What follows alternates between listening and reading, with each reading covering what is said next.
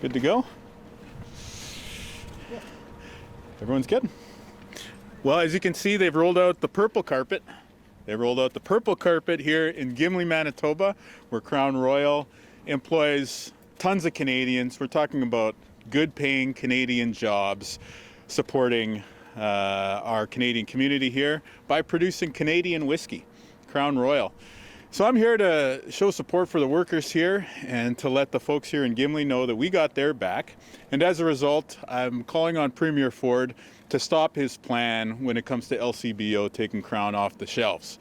Now, we know that he's got his issues with Diageo, but here in Manitoba, we're very, very proud of this iconic Canadian brand that has been putting people to work in this community for many, many years. Just a few minutes ago, I was talking to one person who worked here at this plant for 50 years. That's not just a job, that's a career. And when we're talking about Canadian whiskey, it's not going anywhere. The stuff has to be made in Canada in order for this brand to remain viable. So I understand Premier Ford has his different priorities that he's working on, but when we're talking about Team Canada, we have to stay united across the provinces. And having a Team Canada approach can't mean targeting jobs in another province. So I'm encouraging Premier Ford to change his mind. I know he's done a lot of press conferences on this already, but coming to you from the place where Crown Royal puts food on the table for many Canadian families, I think it's the right move here. Premier, what is the impact of Crown Royal not being sold in Ontario? Ontario is one of the largest purchasers of alcohol on the planet. What is the impact here? Well, first I'll tell you about the impact that taking American booze off the shelves has had. This is one of the things Canada has done that the Trump administration has paid attention to. They're upset, they're worried, they're nervous about it, so it does have an impact. But right now, I just really want to take this opportunity to encourage my buddy Doug to just not follow through on what he's been saying. We recognize that he's doing his job for the people of Ontario, but the reality is that Ontarians are Canadians just like people here in Gimli. And these jobs here in Gimli are super, super important. When we're talking about Gimli, you got tourism, you got the hospital, you got Crown Royal. This is one of the big employers in town, and it has been for generations. So we need to see that support. So again, I called Premier Ford earlier today, and I just extended him that invitation. I said, you know what? The Leafs are playing the Jets this weekend. If you get on your plane and fly here, I'll buy the tickets to the Jets game. We can settle this thing, put a smile on the faces of people here in Gimli, and just put this episode behind us. Okay, Doug Ford said this, started mentioning this in the fall. Yeah. Why are you only coming out now? Was there some attempt at quiet diplomacy before, or were you holding your powder? I've been speaking to Premier Ford about this for a long time now. And, we have seen him make his statements in public. I think more recently you've seen him start to reflect that, yeah, there is this operation here in Manitoba. There is an operation in Quebec as well, too. And so I think that's been very important. When he had his press conference, where before it was just speculation, but about a week or so ago, when he had the press conference saying that they were going to move ahead with the LCBO removal of Crown Royal, I was on the phone with him within the next few hours. And I made the case. I said, listen, Gimli, Manitoba is a community an hour north of Winnipeg where Crown Royal is a large employer. And you are going to hurt Canadian jobs. You're going to hurt Manitoba jobs if you follow through with this action. And so I've asked him to reconsider then. I asked him to reconsider again earlier today, and now publicly I'm doing that as well. We're in a unique moment. We're working together on Team Canada against the threat from Trump. So I'm not quick to try to escalate a trade war within Canada. And that's why I want to appeal to my buddy Doug, who I know is a good guy, to do the right thing here and ensure that we're supporting Canadian jobs in every region of the country. Could you please answer Jeff's question, though, because Jeff? One of the biggest taxpayers in Manitoba might pay more excise tax here. So what is the effect going to be on the provincial coffers and on the economy here if this continues? If this continues, okay. Yeah, that's all hypothetical. There is no boycott right now. there's been an announcement by Premier Ford. At this interim moment, I want him to reconsider and do a 180 here. So you're not concerned about the economic... I'm here in Gimli because I'm standing up for people's jobs. I am concerned for people's jobs here.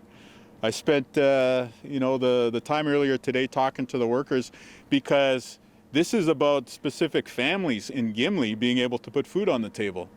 This is about ensuring that the Interlake has a large employer. You got people in Gimli, you got people who live on farms nearby, you got people in surrounding communities who've grown up in Winnipeg and in the region, putting food on the table for their families. So this is a really important priority in terms of the economy. Has Diageo told you what the impact would be of a move like this for obviously not just the plant here, but for farmers in the area? Well, there is a significant benefit to having this operation here. You got the jobs in the community, you got activity for the farmers. And so one of the other calls that we made right after Premier Ford made his announcement a week or so ago, and we had done this previously, we'd asked Diageo, are you committed to Gimli? Are you committed to these Manitoba jobs? And they said yes. So when Premier Ford made his announcement again, he said publicly that he was concerned everything was going to move south of the border. So we called Diageo and said, are you still committed to Gimli? And they said, yes, we'll give you the verbal reassurance that we're committed to our Gimli employees, but we're putting our money where our mouth is. And so we have Manitoba Hydro that's been contracted to put in a $19 million new transmission line. That project's going to happen this year, 2026. It's going to go into 2027. It's part of an overall $70 million investment in this plant. This is a Canadian whiskey product. It can't be called Canadian whiskey. It can't be Crown Royal unless it's made in Canada. So I understand that Premier Ford has his issues with what's going on with a bottling operation in his province, but this is a real employer. This is a real benefit to our Manitoba and Canadian economy, as well as the Quebecois economy. And we're here to say a message to say, we understand, Doug, that you get fired up and you say things in public, but we also understand that you do the right thing when you have a chance to reconsider. And I'm asking you to reconsider because this is about sticking together as Team Canada. We know that we're standing together against the U.S., but a house divided against itself cannot stand. We got to stick together as provincial leaders. We got to stick together as Canadians. If Premier Ford doesn't heed your call, what are the next steps for the Manitoba government? Well, I'm optimistic that he will, and we're going to keep this maybe increasingly less quiet diplomacy moving forward. But if I'm understanding you right, you're wondering, are we going to go tit for tat? Are we going to remove Ontario products from liquor mart shelves? And my answer there is no, because then we'd be doing the thing that we don't think it's right for Doug Ford to do. We don't think it's right to take an action that's going to impact Canadian jobs in another province. And so we're going to hold the line in terms of that being a value that we're committed to as Manitobans. And then we're going to continue to appeal to the province of Ontario's better nature and to say, we think you should do the same. Continue to have your discussions with the parent company here all you want, but for the Manitoba workers, the jobs here in beautiful Gimli, Manitoba, we need you to continue doing business with us. Can you make your statement en français, s'il vous plaît? And turn to your... Comment est-ce qu'on dit whisky en français? Whiskey? Whisky? Whisky. OK, merci beaucoup. Alors, je suis ici à Gimli, Manitoba pour demander à Premier Ford de changer ses plans. Parce que ici, dans notre province, Crown Royal s'embauche beaucoup de monde. Ça crée beaucoup et plein d'opportunités pour de longtemps. Je viens juste de parler à un homme qui était en train de travailler ici pour 50 ans. Alors, ça nous démontre que ce n'est pas juste un emploi, c'est une carrière. Et pour nous, comme la province du Manitoba, nous sommes toujours d'accord avec une approche de Team Canada, mais ça devrait être une Team Canada qui fonctionne pour l'Ouest aussi.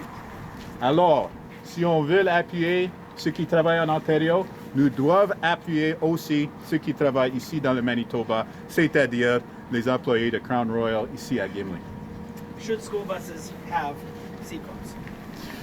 So there's a very scary situation in our province that I found out about earlier today. near Swan River, you had a bus. I'll leave it to other sources to provide you with the details, but I'm sure that you've seen some of those pretty scary injuries that took place as a result of a school bus being involved in an accident. I'll leave that to other people to confirm and to give you those details. What I would say is once we had information about where some of the folks, is it public? Can I ask you guys? Yeah, it's public. Yeah, everything's public because I haven't seen media on this yet.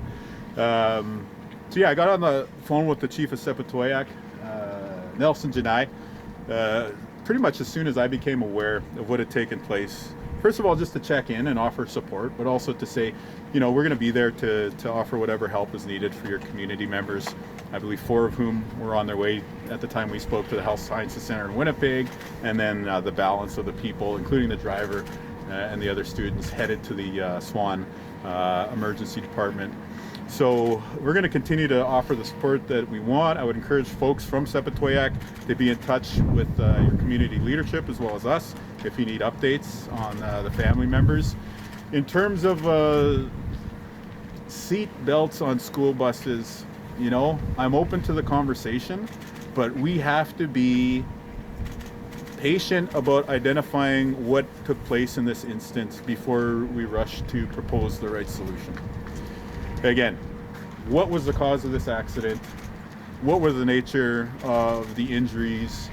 What would be the safety measure that would come out of it?